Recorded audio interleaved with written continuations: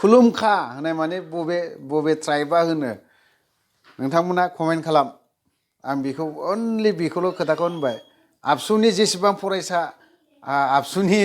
leader केडारफोर दङ खुलुमखा होननाय सोदोबखौ सोर बबे ट्राइबा बाहायो नोंथांमोना कमेन्ट खालामनानै खोन्थाहर आं मोजां मोनगोन बाराथ' खोथाया बेनिफ्राय स्टार्ट खालामगोन दै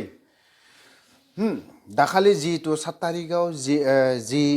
आबसुनि गियान आखल आखु आं बिदि सानाखैमोन आबसुआबो जे ना उदन्द जुबक दङ आबसुनि गेजेरावबो मावदों बेखौ सोंखारि जाथाव लाजिनांथाव बर' रायजो राजाखौ असनमान खालामदों आबसुआ दाखालि अल आबसुआ नङा क'क्राझार डिस्ट्रिक्टनि क'क्राझार टाउनाव थाग्रा जेसेबां आबसुनि लिडार केडार बिथांमोना असनमान खालामदों बर' जाथिखौ नोंथांमोना बुंनानै लाजिना लाब गैया सरि क'क्राझार डिस्ट्रिक्टनि आबसुफोर क्षमा बियो आं मानो होनना बुङोबा जिथु खामानि मावदों नोंथांमोननिया बियो 100% रं 100% मिस्टेक 100% बावहाय उदन्द जुबक होनना बुंनाय रावा बावहाय फैदों नोंथांमोननाव बे गियानखौ खालामहैनो नाङामोन नोंथांमोननि जिथु खामानि बुंजाथाव राव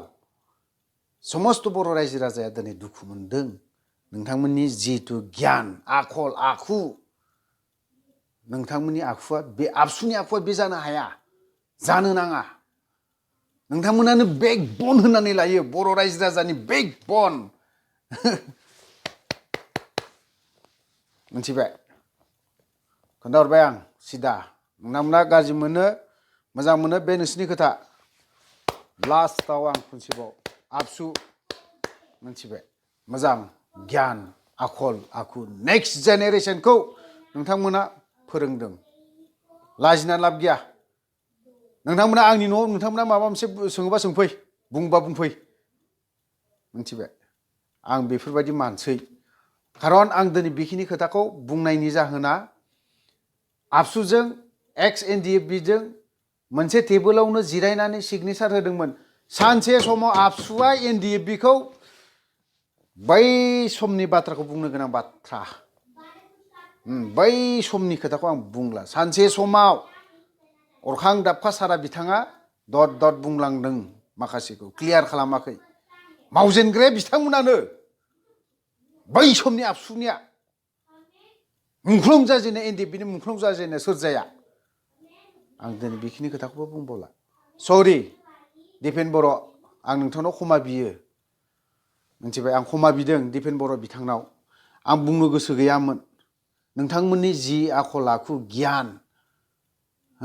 बर' रायजो राजा बर' फरायसा आफादखौ नोंथांमोना बेकबन होननानै बुंना लादोंबा लाजिथावथाव लाजिनांगौ नोंथांमोना दा मानो होनना बुङोबा मोजाङै बुफायहैनाय बेफोरखि मोजां गियान जादों बेफोरखौ बेकबन होनजायो नामा आबसुखौ होनजाया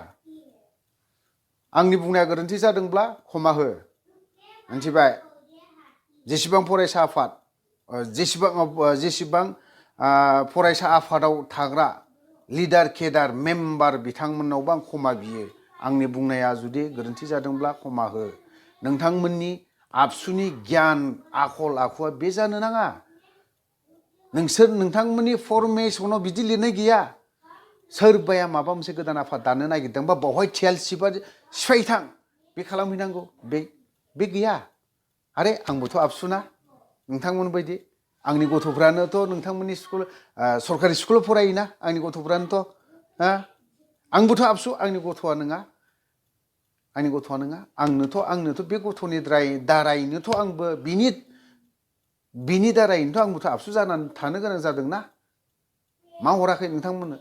बै समाव बड'लेण्डनि थाखाय गाबख्रावनायाव नोंथांमोननो मा हराखै सोमावसारदों आबसुआ दिनै बेसेबांबा गोबां बर' रायजो राजानि थाखाय बेसेबां गोबां सोमावसारदों मानिदों गनायदों दिनैनि दिनाव नोंथांमोना मा गंसे हटेलाव सियार टेबोल सिफायहैनांगौ बे गियानखौ नोंथांमोना मा हजम खालामनो हागोन ना हाया नोंथांमोना बे गियान दङ नामा नोंथांमोनाव सियार टेबोल फोरोंदों नामा नोंथांमोनखौ बेफोरबायदि मोनसे आफाद दाबाय ओंखारबाय स्टुडेन्ट फरायसा आफाद ओंखारदों दिनैहाय आबसुखौ दिनै खयजन बर'फोरा दिनै बरायना लां दिनैहाय रायजो राजाया गासैखौबो बोजबोलै अनलि आबसुखौल' बोजबा मिथिबाय आबसुखौल' बोजबा बिएनएसइउखौबो बोजबगोन माबा माबि आग्रुं बाग्रुं गोदान आफाद ओंखारोब्लाबो बेफोरखौबो बजबगोन बर' रायजो राजाया बिएसएखौबो बजबदों बर' रायजो राजाया दिनै बजबजोबनानै लादों मोनबेसे आफादखौ बजबाखै दिनै बर' रायजो राजाया खिन्थु दिनै बर' रायजो राजानो मा होदों साला बड'लेण्डनि नामावहाय डिभाइड आसाम 50-50नि नामावहाय बर' रायजो राजाखौ नोंथांमोना गाबफ्राव होबाय लाबोबाय राजा लामा गाथे होबाय ब्लाड डनेट खालामहोबाय ब्लाडनि थाखाय सहि होबाय मा होदों एनडिएफबिआबो दिनैहाय मा होफैनो हादों मा खालामदों एनडिएफबिनि लिडारफ्रालाय मा खालामदों दिनै एनडिएफबिनि नामाव साला थैग्लुंजोबदों बर' रायजो राजाया दिनै ओंखाम बोथिसे जाहोनायनि थाखाय बुख्रुब जादों दिनै बर' रायजो राजानो एनडिएफबिआबो आबसुबो बिएसए मा होफैदों मा होदों जेबो गैया खालि दिनै नोंथांमोना फोरोंदों आरो फोरोंदों जेसेबां फरायसा आफाद दङ आं बेखिनि खोथाखौ बुंगोन नोंथांमोना दिनै स्टुडेन्टफोरखौ मा खालामगोन फरायसा गथ'फोरखौ माबे लाइनाव लांगोन नोंथांमोना आबसुआ दिनै साला मालाबा धरना होनो नागिरोबा रावबो रायजो ओंखारनो नागिरा खालि स्कुलनिफ्राय गथ'फोरखौ लाना थांगोन धरना होगोन मा लाइन खालामदों दिनै बिथांमोनखौनोथ' फोरोंदों फरायनायावसो हाबगोन ना बिसोरो ना धरना होनायावसो ओंखारगोन सोरबा सासेब्लाबो दिनैहाय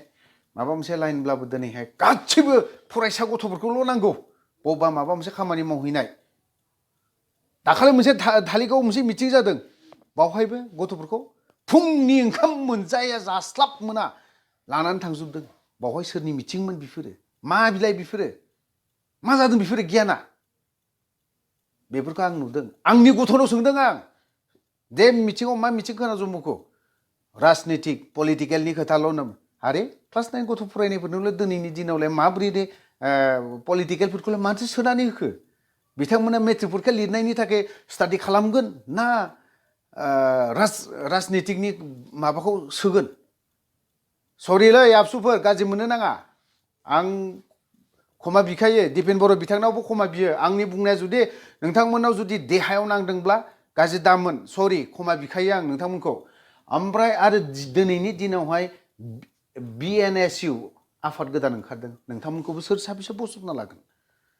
साबेसे बर' रायजो राजा दिनै साबेसे बर' रायजो राजाया दिनै नोंजों थांगोन ना बैजों थांगोन मा जागोन लासै लासै न'खर मोनफा गावबा गावनो हो टाइटेल वाइसआवहाय आफाद खुलिनो गोनां जागोन जेखियानो जादों खुलिदों मोजां मोनदों नोंथांमोना आं दिनै गोदान आफाद नोंथांमोनखौ आं बुंगोन नोंथांमोना जि थांखि दं बे थांखिसिम